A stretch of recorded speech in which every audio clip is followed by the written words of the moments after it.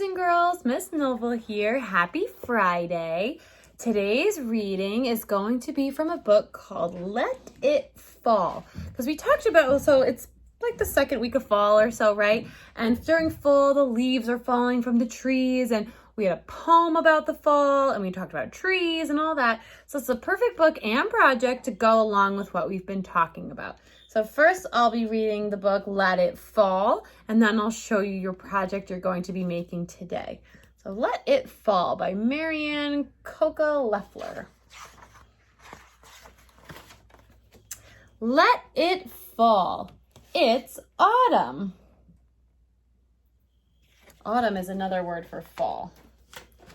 Early mornings, crisp and cool. Meet new friends back at school.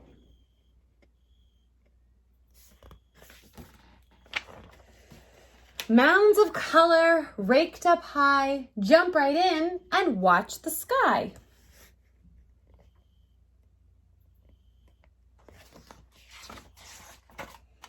But then, chilly, windy, gusty breeze, rake, rake, rake, the blowing leaves, right? Because the leaves fall off the branches on the trees and fall to the ground, just like in our poem, right?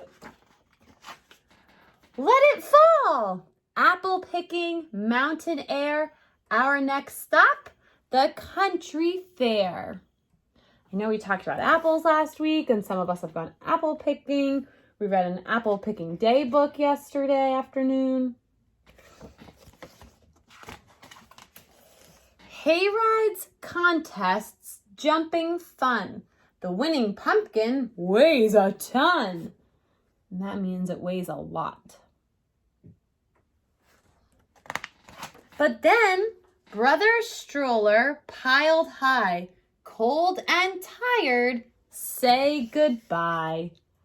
They have to leave the country fair. Let it fall. Hiking, camping, what a view.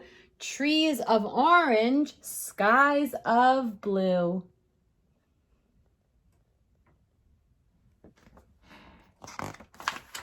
Squirrels gather and foxes hide. Black bears sleep and sparrows fly.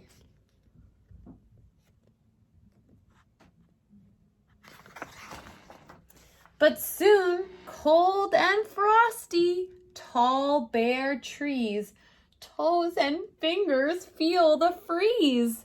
So it's starting to get colder through the fall.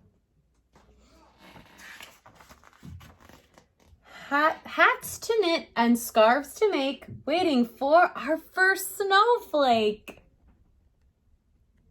So as it gets colder, we start to think about the snow, right? Winter is coming. Let it snow. That's silly, right? Because it's called Let It Fall, Let It Snow.